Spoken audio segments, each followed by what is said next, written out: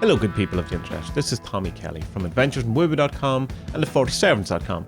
And in this episode, I'm going to talk about three 47s. Three of the 47s, not three 47s, which would be 120 servants, and that's not what I want to do. The reason I'm doing this and not doing anything else is I'm working hard on the Grimoire of the 47s, and I'm just trying to squeeze in as much time to do the other things that I have, said I would do, like the podcast, the videos, the blog posts, the newsletter, all that sort of stuff. But it means I've less time to do them, so I didn't get much time to prepare for the main part of the podcast. And this is the second time I've recorded this because my computer decided to delete it. And so I've even less time than I, thought I had. So there you go. I'll not rush it all the same, though. So the first servant I want to talk about is the fixer. The fixer is the servant who I have been asked about most, or who gets talked about most, but seems to be the least used because people are scared. And the reason they're scared is because the fixer comes with this idea of the price you have to pay or a cost involved. Basically, what the fixer is that everything can be done. There is a solution to every problem. Anything can be achieved. You can, whatever you desire, you can get, but at a cost. There is a cost that will come with it. And people get a bit concerned about this because it seems bad, and it can be bad. I mean, it depends. Like, not all costs are good. Some costs are okay. My example I usually give is that if you want to write a book, then the cost involved is the hours you have to sit writing the actual book, or learning about story structure, learning to spell, learning language, learning the rules of grammar, all that. And that's the cost involved in writing a book. There will be further costs then to a price you'd have to pay on learning how to publish a book or present a book to a publisher or whatever it is you're going to do. So the price you have to pay doesn't necessarily mean that something terrible is going to happen. It just means that there is a cost involved. To become fit and healthy, the cost involved or the price you have to pay is you have to exercise and eat right and not eat food that, might taste better than salad. Depends on the salad, I guess. But you understand, that's the cost involved. To lose weight, you have to eat less. If you're looking to lose weight, don't go to the fixer. The fixer is there for if nothing else is available to you. The last hope, last cause, when there's no other option, use the fixer. So if you just, I'd love a bit extra money or whatever, then the fixer's not. That's not what it's for. It's basically, think of it this way. Look at the desperate card and the guy who's in hell, who's, is depressed. It's the worst of the worst. Everything has gone wrong. He's just not happy, and he's, just feels hopeless, and the world is all against him and can't see a way forward, whatever. He is the guy who would do anything, pay whatever price, or do whatever had to be done to get out of that. And that's the fixer. That's, kind of the approach. You wouldn't go to the fixer, using my example of writing a book, don't go to the fixer to write a book.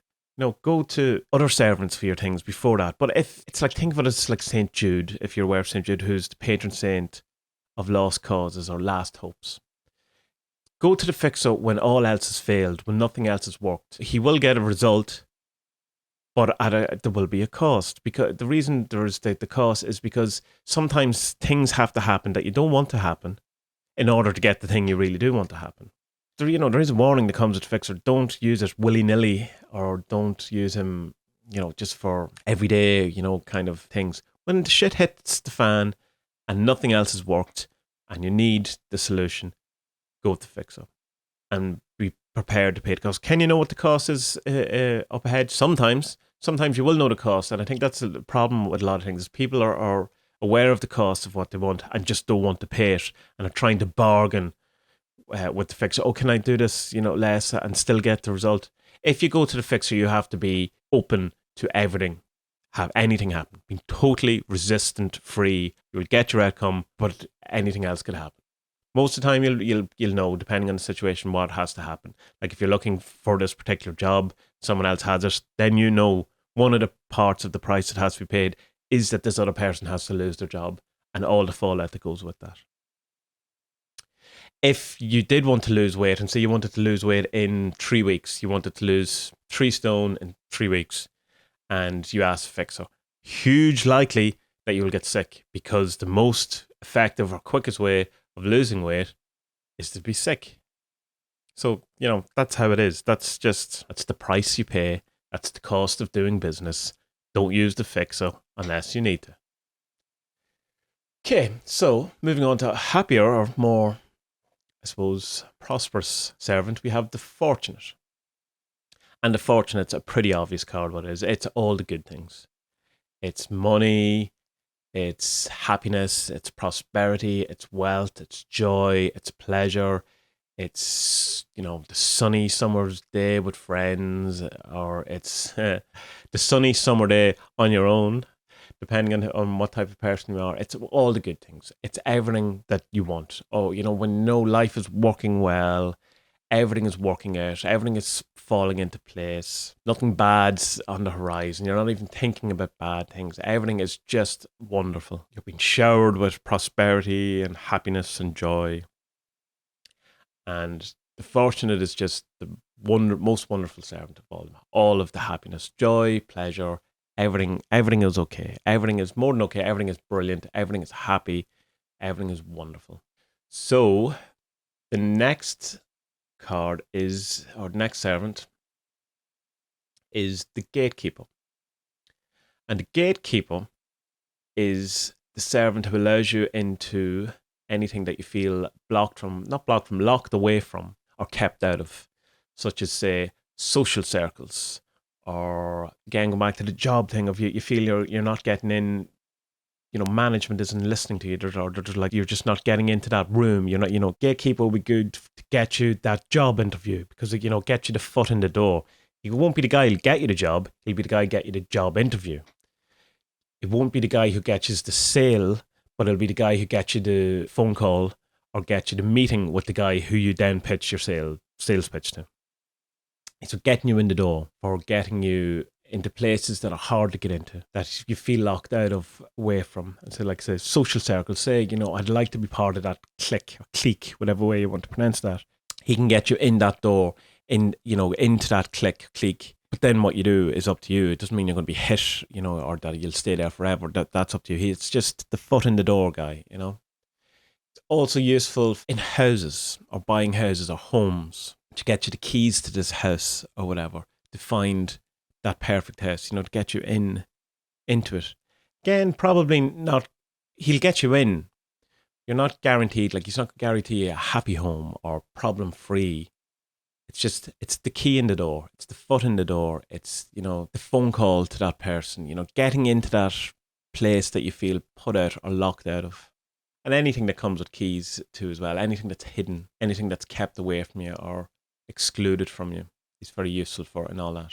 Kind of based on it's hard to describe this kind of thing, because there's some servants who have elements of other beings, or well-known beings, or spirits, whatever. The road opener and Ganesha being the most, initially easily recognizable, or the saint and Saint Cyprian. And the gatekeeper would be Papa Legba. Is the gatekeeper Papa Legba? No, the gatekeeper is not Papa Legba. There's an element of Papa Legba-ness to him, the same kind of energy or spirit or attributes. It's kind of an easy access version of the Papa Legba or Saint Peter archetype, that person who holds the keys, without having to be involved in voodoo or the Christian religion to get access to it. You could probably work with St. Peter if you weren't Christian, but there's a lot that goes with St. Peter. And the same with, Papa Legba. There's a tradition, there's a heritage, there's, rules and regulations that are all part of voodoo or hoodoo, whatever way you want to look at it. And with the gatekeeper, you're not using any of that. It's just an easy access to the same kind of archetypical energy of this gatekeeper type of spirit, energy, archetype, servitor, whatever you want. So the gatekeeper is not Papa Legba. He's the gatekeeper from the 40 servants with similar attributes, and has borrowed some of those kind of skills and abilities that, the Papa Legba is well known for and all that. So you have an element too of crossroads, of opening the key or opening the gate or the door to the other side, to speak to the dead or whatever. So it could work well with the dead servant. It depends on what you want to do. But generally think of the gatekeeper as someone who can open doors, open gates, give you access to things that you not necessarily wouldn't have had before. Doesn't guarantee after you have access that it's going to be successful, so you should use, other servants for that thing, but will get you the foot in the door, the phone call, the meeting, whatever it is. So that is the 3 servants that I will talk about this week. Hopefully soon enough I will finish this grimoire and I can get on with my life and get back to all the other things. But for the time being, it's going to be, probably a bit less content from me. Still in the same time, same slots, but just a little bit less because I want to get this book done before the world ends, So you can check out adventuresinwoowu.com. You can check out the40servants.com if you want to know more about the 40 Servants. You can go to the YouTube channel. Just search Tommy Kelly on YouTube or the 40 Servants, you'll find me. You can find me on Twitter, which is @Tommy Kelly. There's a 40 Servants Facebook group. Just search 40 Servants. There's a Brazilian 40 Servants group. There's a Spanish 40 Servants group. There is an Adventures in Woo Facebook page. There is an artist page for me as well. There's an Instagram if you search me. I think that's everything. I think I have everything covered. I'm sure I'm forgetting something. So if you can like, share, thumb up, or whatever it is that this all, whatever platform you're currently reading this, that would be great. So I will talk to you all next week. Have a great week.